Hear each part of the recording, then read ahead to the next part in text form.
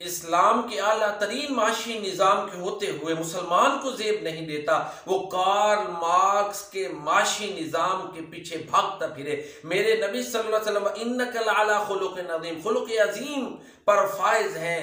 तो जो अखलाक की तकमील करने के लिए आए, उनके अखलाकियात और उनकी तालीम अखलाकियात के होते हुए गौतम बुद्ध के पीछे चले कि उससे मैंने अखलाकियात लेने हैं, एक मुसलमान को ज़ेब नहीं देता। इसी तरह अकायद कुरान करीम में बयान हो गए, अहादीस रसूल करीम सल्लल्लाहु अलैहि वसल्लम में बयान हो गए। अब अकल को दौड़ाता फिरे नहीं, कुरान और सुन्नत से अकायद इस्लाम ले, यही एक मुसलमान को ज़ेब देता है। इसी तरह ये नेचुरल इस्लाम के नेचर के पीछे भागे नहीं, हमारा ये ईमान है कि इस कायनात का खालिक अल्लाह है, मोहम्मद करीम सल्लल्लाहु अलैहि वसल्लम रहमतुल लिल आलमीन है। तो नबी करीम सल्लल्लाहु अलैहि वसल्लम की तालीमात में ही हमारी नजात है। तो लिहाजा इस्लाम में इन चीज़ों की कोई गुंजाइश नहीं। एक इस्लाम एक मुकम्मल दीन है और ये सबसे आला तरीन दीन है। इसका अपना माशी निज़ाम मौजूद है, इसकी मुआशरत मौजूद है, अखलाकियात का मैदान इसमें इसको मुकम्मल और भरपूर किया गया है।